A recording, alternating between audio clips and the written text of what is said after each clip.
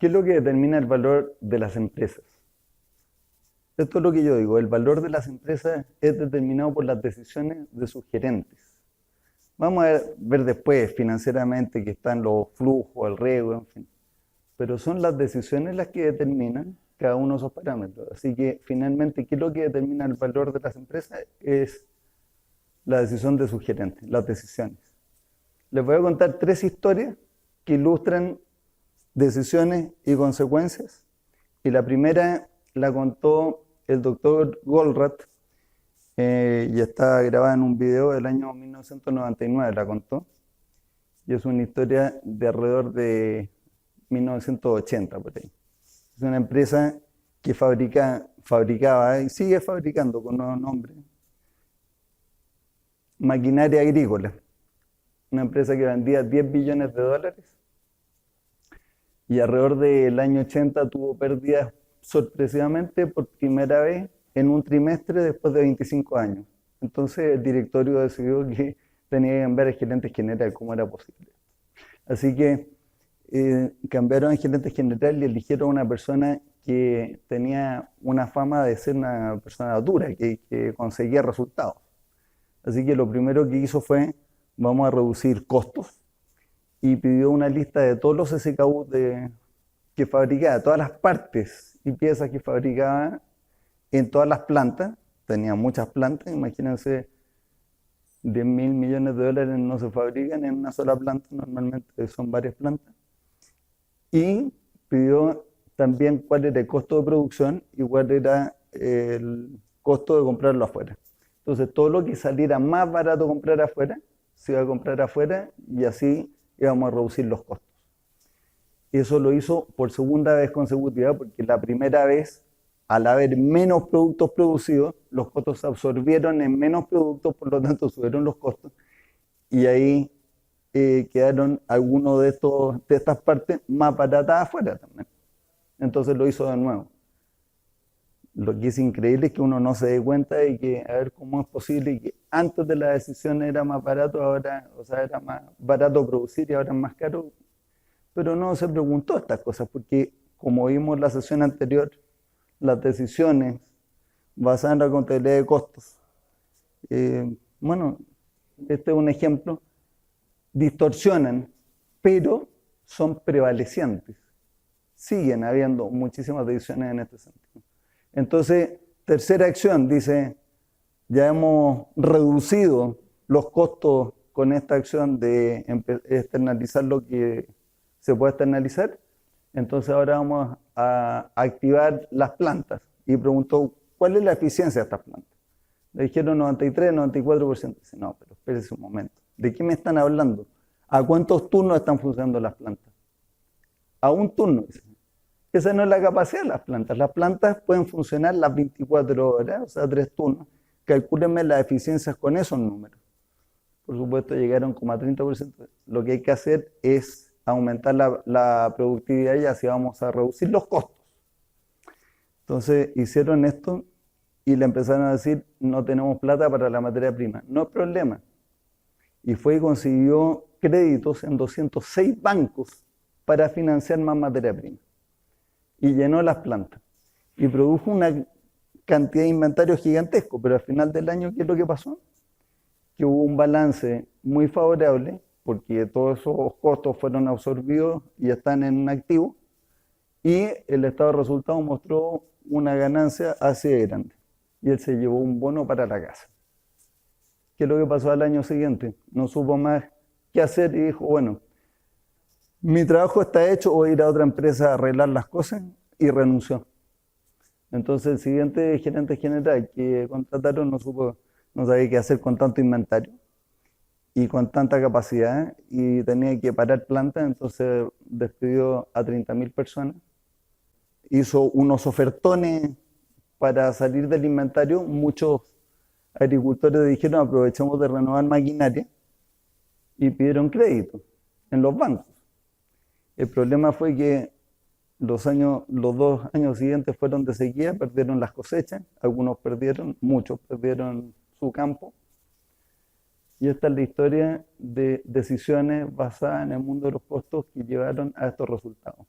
las decisiones determinaron el valor de la empresa.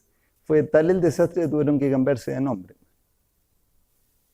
Les voy a contar otra historia ahora. Una historia menos trágica, pero tiene también su elemento de tragedia. Este se llama First Solar. Fue una empresa fundada en 1999 bajo otro nombre, pero en el 2001 se la compró un consorcio. Una parte era como el family office de la familia Walton y otro era otra empresa donde el dueño de ese fondo quedó como CEO. Para el 2001 trajeron a Ray Immelman, que es autor de este libro, que se llama Great Boss, Dead Boss, que es bastante bueno, yo lo leí, y trae, este libro describe, es sudafricano Ray, describe las relaciones entre las personas en una clave de tribus, como las tribus que él observó en Sudáfrica y cómo funcionan, entonces los valores de la tribu, los valores individuales, la seguridad, en fin. Bien entretenido el libro. Ray es un experto en teoría de restricciones y el año 2001 estuvo de asesor del consejo de dirección y el 2005 lo nombraron vicepresidente de estrategia. Entre el 2005 y el 2010 ustedes pueden ver cómo creció, hasta el 2007 estoy mostrando ahí, hasta el 2007, cómo crecieron las ventas de 100, 200 millones de dólares a un poquito más de 1.500 millones de dólares. O sea, un crecimiento que se basó en decisiones sistémicas, porque eran todas teniendo en cuenta el sistema como un todo. Y ahí yo le pregunté a Ray un día, pues tuve la oportunidad de hablar con él, que cuál era la oferta que habían hecho al mercado. Me dijo ninguna. Lo único que hicimos fue dar mejor servicio que el resto, con todo a pedido, pero entregándolo rapidísimo, en pocos días. Una agilidad salvaje. El año 2006 se listó en el Nasdaq, una empresa tecnológica. Y la IPO salió como en $25. En los próximos meses un boom, creció sobre 250, casi hasta $300. Pues se estabilizó después en 120, $130. Y por ahí, por el 2010, el gerente general que estaba en ese momento dijo: yo me tengo que dedicar a cosas más globales. Voy a impulsar la adopción de la tecnología fotovoltaica, pero que no se necesiten subsidios gubernamentales para adoptarla. Esa fue como su misión en la vida. Y se hizo un lado, él se hizo presidente de la compañía. Pero buscaron en el mercado a alguien que fuera un CEO. Y se trajeron a uno que tenía un buen track record, como el anterior. Entonces, alguien con fama de que realmente daba resultados, buscó y dijo: bueno, aquí lo que tenemos que hacer ahora es eficientar programas de mejora para ir reduciendo costos productivos. Y en 8 meses logró desplomar la acción en 10 veces. Yo sé más o menos qué es lo que pasó. Lo que pasó es que para eficientar, en vez de hacer todo a pedido, empezó a hacer lotes de producción y para eso tuvo que hacer pronóstico y empezar a hacer inventario. Y el inventario que construyó fue de unas 3 a 4 semanas, lo cual captó tanto efectivo que inmediatamente los analistas se dieron cuenta de que una empresa que estaba generando un efectivo sanísimo, ahora se secó. Y eso desplomó la acción. A este señor lo echaron a los 8 meses. Y el que vino, pues hizo lo que pudo, pero tampoco era teoría de restricciones, ni sistémico, ni nada. Y logró remontar de nuevo de 12 a 60, $70. Ahí está ese periodo. Yo conversé con Ray el año 2012 y ahí es que me refirió toda esta historia. y por mi mala memoria le escribí hace un mes y me refrescó todos los datos que yo acabo de entregar. Y la tercera historia que tengo es una empresa donde Worrell Consulting atendió y yo dirigí ese proyecto.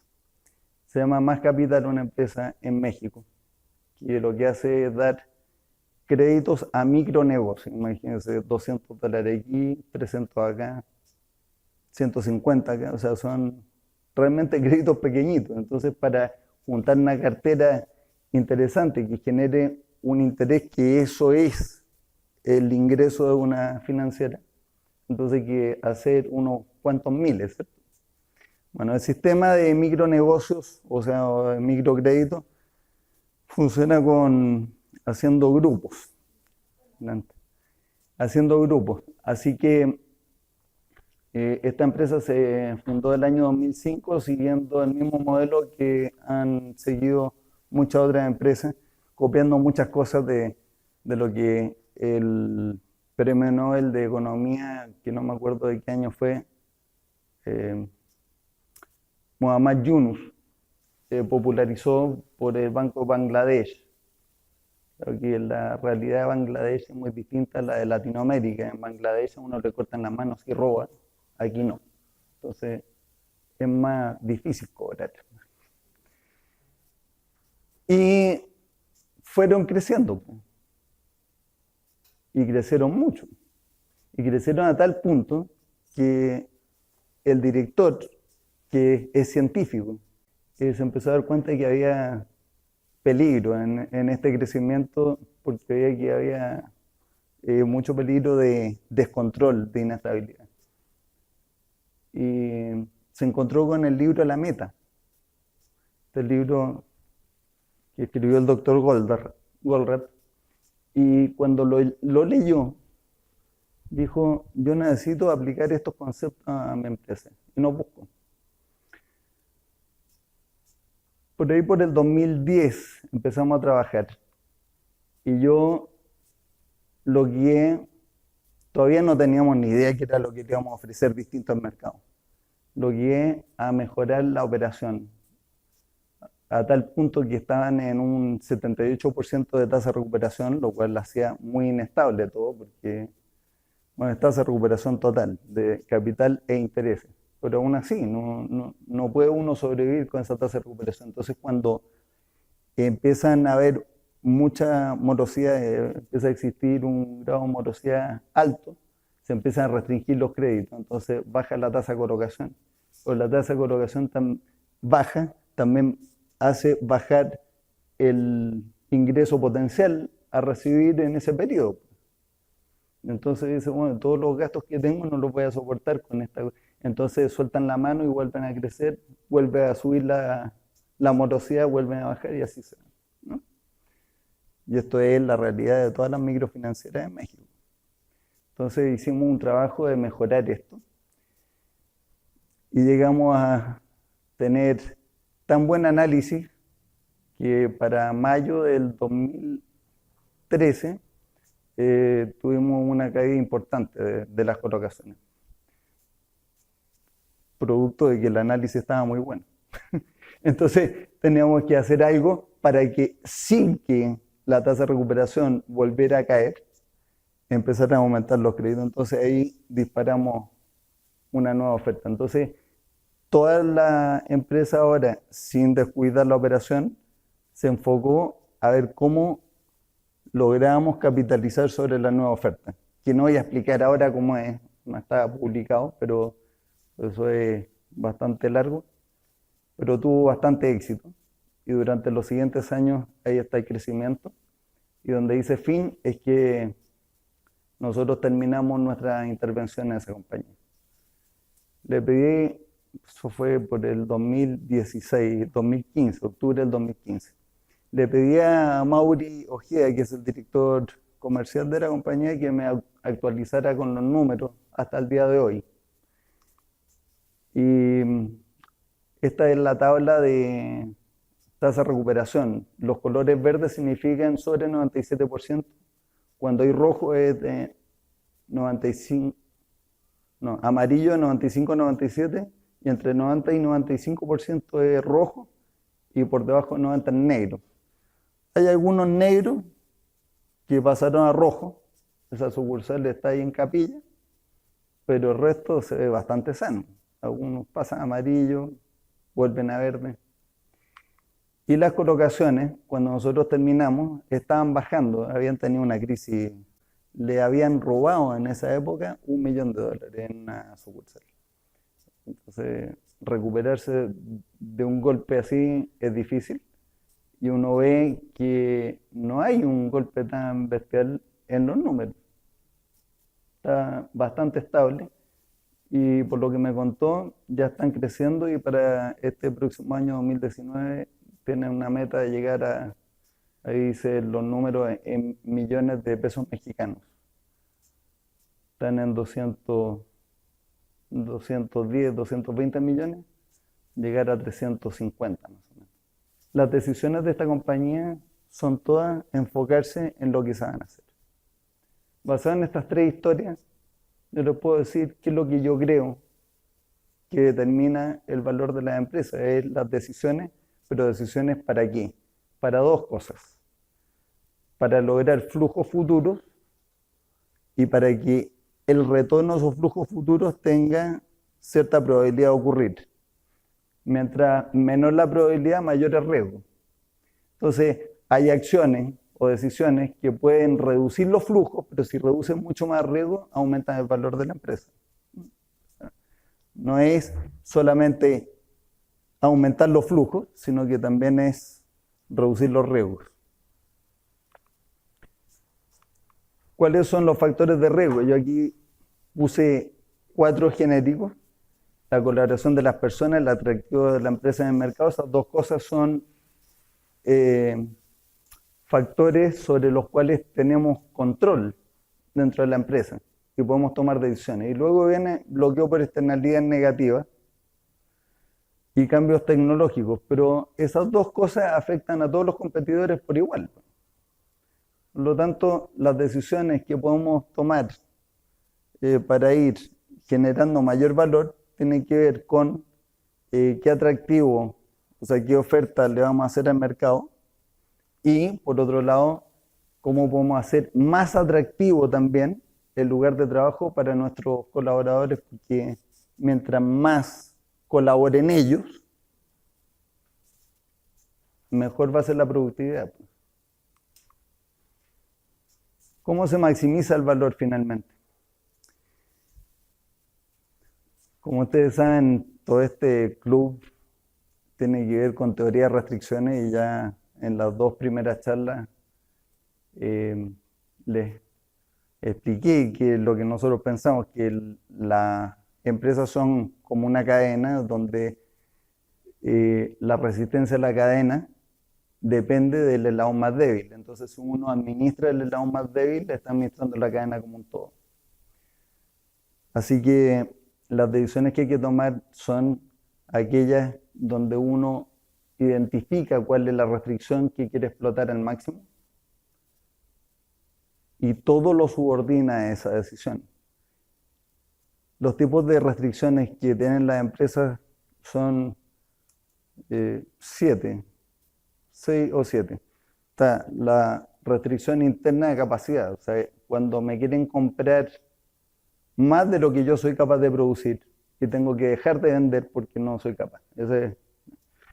La segunda es la restricción de demanda, cuando yo puedo producir más de lo que me están demandando, entonces tengo capacidad ociosa.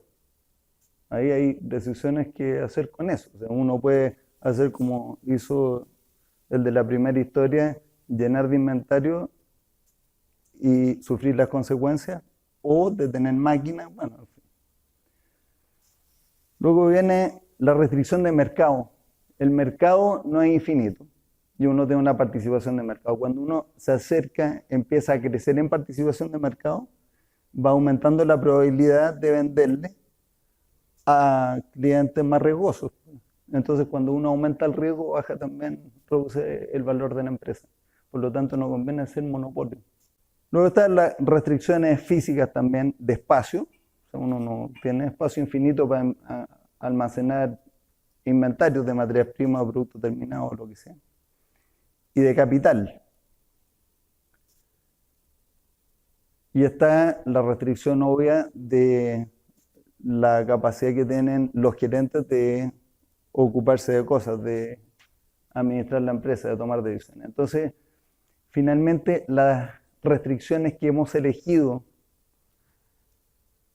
que sean las que vayan guiando y gobernando el valor de la empresa, son, la última es el tiempo de los gerentes, o sea, la restricción última, la más fundamental, es la atención gerencial. Uno no tiene manera de aumentar eso, no hay manera.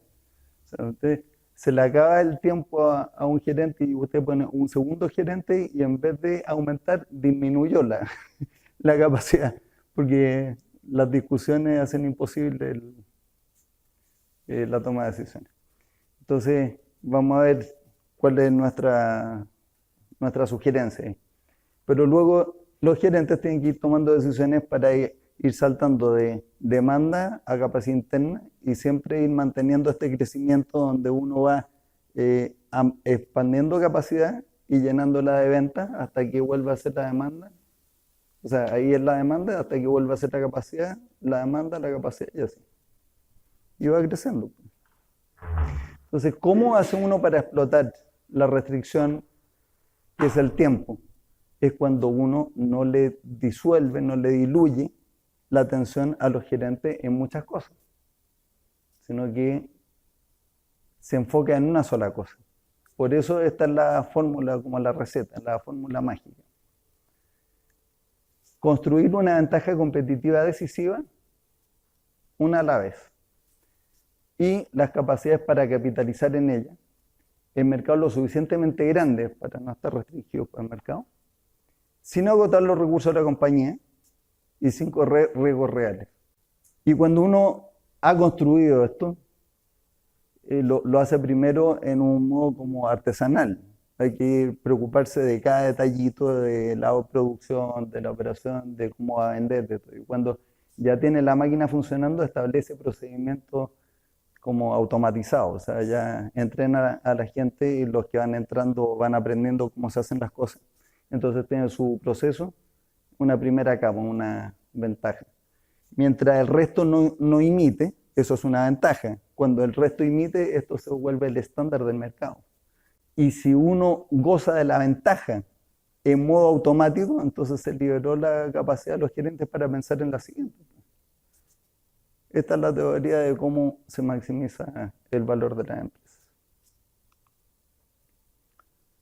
En teoría de restricciones lo que reconocemos, bueno, fue una de las últimas contribuciones del doctor Gorrell, es que hay tres elementos que son los que le hacen difícil la vida a los gerentes. Por un lado está la complejidad de todo el sistema, por el otro lado toda la incertidumbre ambiente que hay, interna y externa, y por último están todos los conflictos. Entonces, ¿cómo se manejan cada una de estas cosas? La complejidad es identificando la restricción y manejando la restricción en una sola cosa. La incertidumbre se maneja estableciendo amortiguadores adecuados en cada sitio. No me tengo que preocupar de muchas cosas, sino que unas pocas cosas que son mis amortiguadores. Y por último, los conflictos se van resolviendo al examinar qué supuestos están sosteniendo estos conflictos, porque tenemos la creencia de que siempre se pueden eliminar. Y el cuerpo de conocimiento de teoría de restricciones, entonces, se divide como en dos grandes áreas, las aplicaciones de flujo y las aplicaciones de negocio. En aplicaciones de flujo aquí puse estas tres, que son para proyectos, producción y cadena de suministro, donde los resultados típicos son incrementar la entrega de proyectos sobre el 95%, incluso reduciéndole el lead time. En producciones más que 95, incluso cuando hay, depende de las circunstancias, pero 95, 98 es más o menos el estándar. Y aumentando además la capacidad de producción sin más inversiones. Y en cadena de suministro es reducción de inventario junto con mejorar la disponibilidad. En aplicaciones de negocio entonces están todas las aplicaciones para innovar, para desarrollar las ofertas, para guiar toda la estrategia y táctica de manera sincronizada en toda la compañía, para tener procesos de decisión gerencial del día a día y para el largo plazo. Y esta es nuestra historia de cómo se maximiza y qué determina el valor de la empresa bajo la óptica de teoría